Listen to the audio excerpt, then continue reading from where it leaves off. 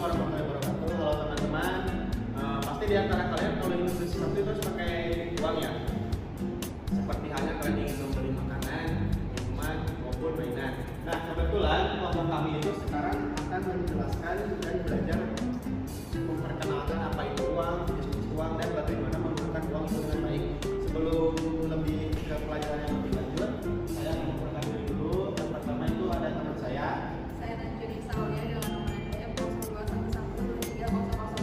Dan nama saya Dika Alvaredi dengan NPM 02123070. Selanjutnya itu di sini ada apa itu uang. Uang adalah sesuatu barang yang bernilai yang dapat digunakan sebagai alat pembayaran dalam transaksi jual beli atau jasa. Seperti yang tadi saya bilang, kalian kalau ingin membeli sesuatu kan harus memakai uang ya.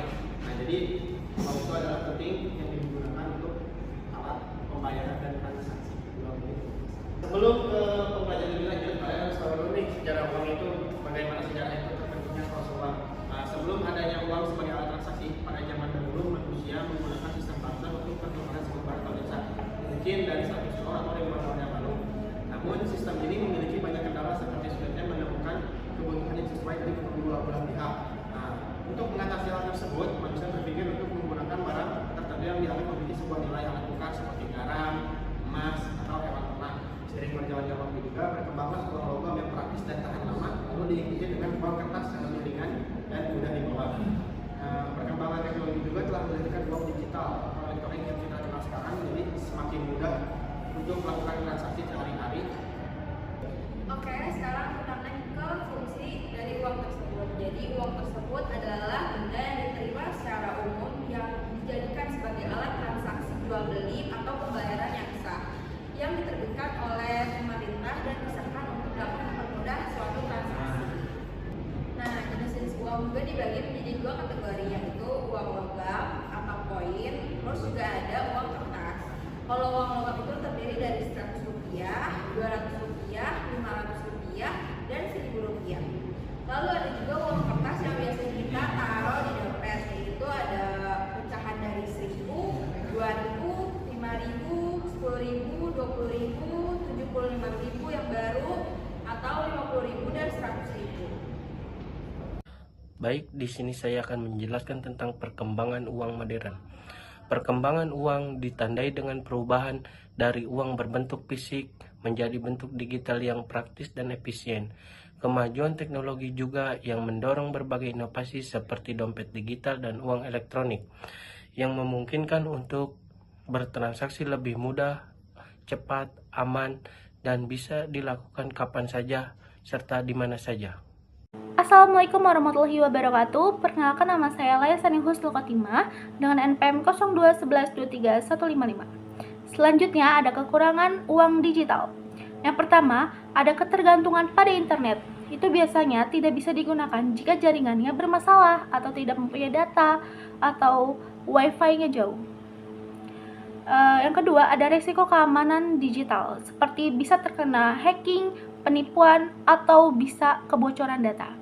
Yang ketiga, ada mendorong konsumtif, seperti penggunaan cenderung lebih mudah mengeluarkan uang. Yang keempat, ada terbatas pada tempat dan waktu. Tidak semua tempat menerima pembayaran digital, seperti barcode dan lain-lain. Ketergantungan pada perangkat, seperti harus memiliki smartphone atau alat elektronik lainnya. Selanjutnya ada kelebihan uang digital, seperti yang pertama ada praktis dan cepat. Transaksi bisa dilakukan kapan saja tanpa mengeluarkan uang tunai.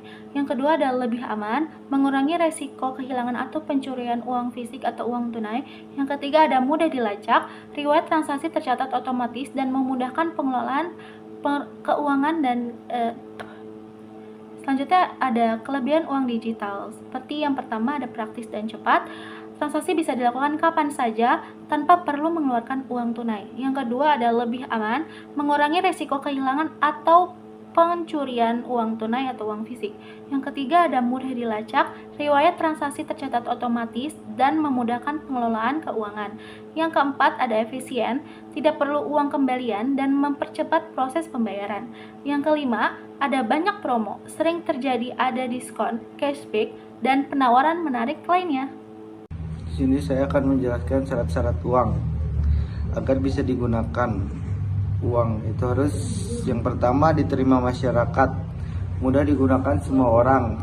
Yang kedua, tahan lama, yaitu tidak mudah rusak. Yang ketiga adalah mudah dibawa, praktis, dapat dibagi, ada pecahan kecil, nilainya stabil. Yaitu syarat ini penting supaya uang bisa dipakai dengan mudah dalam kehidupan sehari-hari. Manfaat uang dalam kehidupan. Uang adalah alat tukar yang digunakan untuk memperoleh barang dan jasa serta yang memenuhi kebutuhan hidup sehari-hari. Manfaat uang yang pertama adalah permudah transaksi jual beli. Uang digunakan sebagai alat tukar yang sah sehingga orang tidak perlu lagi melakukan barter atau tukar barang dengan barang. Contohnya membeli makanan, pakaian, atau alat tulis. Yang kedua adalah memenuhi kebutuhan sehari-hari.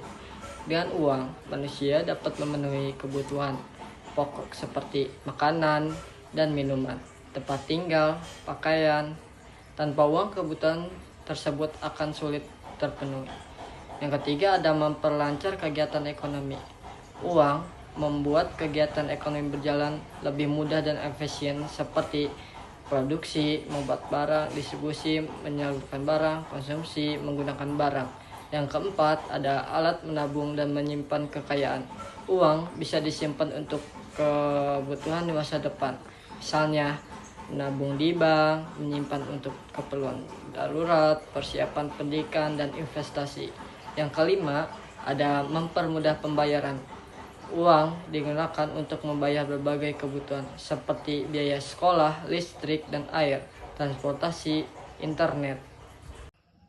Baik, di sini ada kesimpulan.